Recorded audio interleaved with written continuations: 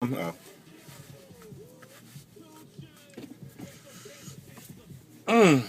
Hey YouTube, so I just watched The Man of Steel, or as I like to call it, The Man o' Steel, or as most people know it, the new Superman movie. I just saw it, and I don't know how I feel about it, so I figured I'd just come in here and talk about it a little bit and maybe process my feelings a little while you watch. I have to say, well, basically, what I wrote on Facebook was that I thought that the first half of the movie and probably the first probably 2/3 of the movie was really well done, well written, well acted. I thought the pacing was pretty good. The flashbacks and stuff kind of threw me off a little bit, but for the most part I was into the first 2/3 of the movie.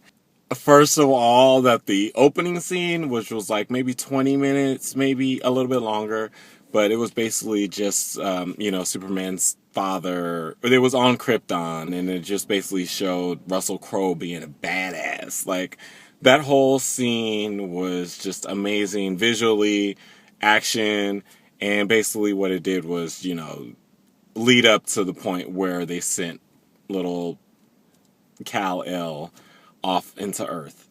And then the rest of the movie was kind of like flashbacks of him doing heroic things while he was supposed to be undercover human. And then basically just ends up where he finally figures out where he's from, and that was a good scene too. There was the scene where he finally like reconnects with sort of it's not really a hologram of his dad. I guess it was a hologram of his dad, and his dad kind of explains, what happened to his home Earth, home planet, and I don't know, just the visual stuff that was going on in the storytelling was awesome. Then, we get to the point where, the shit is about to go down, and the enemy comes to Earth and everything. And, I'm all amped because they really set us up really well. Like I said, the pacing I thought was really good at first, and I thought that the writing was good. I thought it was very interesting in trying to, bring the Superman story into a real world and make it somewhat logical. And I thought that they had succeeded up until the point where the shit went down. Then, I don't know, it just kind of, like I said on Facebook, it just kind of fell into this sort of action hero movie cliche after cliche after cliche. And to me, it felt like they were pulling a lot of things from a lot of different movies in the past. For one instance, they were having this sort of fight, this brawl, Superman and this sort of robotic thing and this one girl, right? And that scene, because it was in like a small town and it was on like a small little road, it just reminded me of Thor. What happened in Thor, at that grand finale. Then we, flash over to Metropolis, which is New York, because we always have to have an alien invasion in New York, right? So, all this destruction and, the whole having the ships set in one location and then them beaming down, that gave me kind of Star Trek vibes, Independence Day. Didn't they do that in War of the Worlds, kind of? And yeah, just the whole destruction of New York was just so cliche, and just like no regard for the buildings. I'm like, Superman, you're just like ruining everything around here. You're killing more people than you're saving. I don't know, maybe that's not true. But anyway, the whole end was, it was supposed to be climactic, but I was just kind of bored because I kind of had seen all of that before. And I will say that this movie overall was a lot better than Superman Returns, but I have to say that Superman Returns had some pretty awesome action scenes. And, once Superman became kind of Superman in this movie, in Man of Steel, I don't know, it just kind of lost its luster. So, I'm going to have to dissect this a little bit more in my brain. I think that already I would want to buy the movie. That that Henry Cavill, is that how you pronounce his name? God, he is hot. Like, oh my God.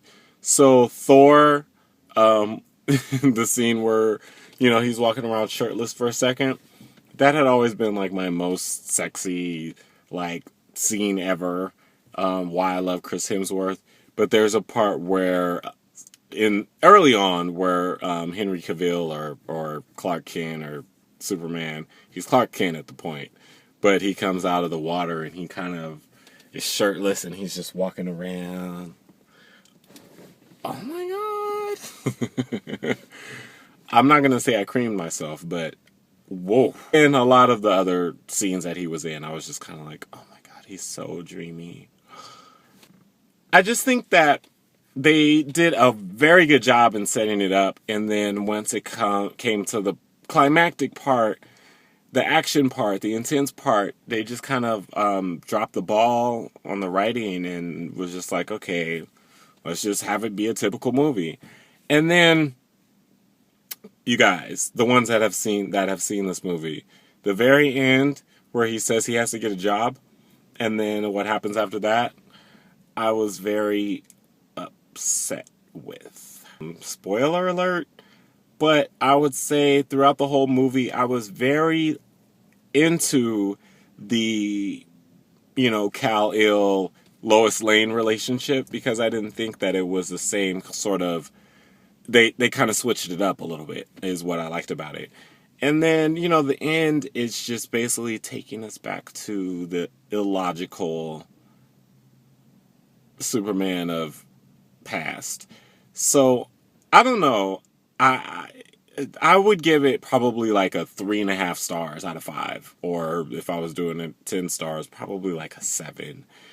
It just really, the ending kind of killed it for me. I mean, the last, I don't know even how long it was, 30 minutes, 45 minutes, 40 minutes, something like that.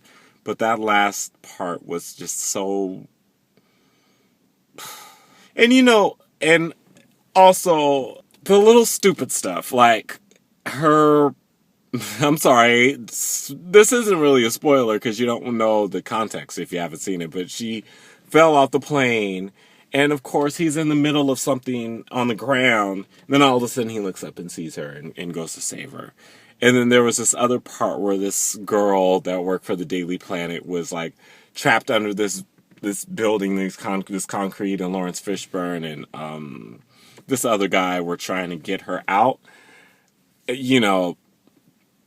while something is happening on Earth and it's getting closer and closer to them. And so, like, of course, at the very last minute, right when they think they won't be able to save her, something happens that helps her. You know what I mean? It's like that kind of cliche, illogical kind of stuff. Not cool when the movie had been set up to be like, this is how it would actually happen in the real world, in a logical world. So, yeah, I'm going to stop talking about it. Henry Cavill, oh my God, hot as fuck. And, like, seriously, ladies and my gay boys out there, he's worth it. He's worth the little $16. I'm serious. Also, I want to say I saw it in 3D, and this was one of the movies. I'm always off and on about 3D. I think that some movies it looks good in, some movies it doesn't make a difference. I don't think the 3D really made a difference in this movie. Because there wasn't really that 3D effect that I was feeling.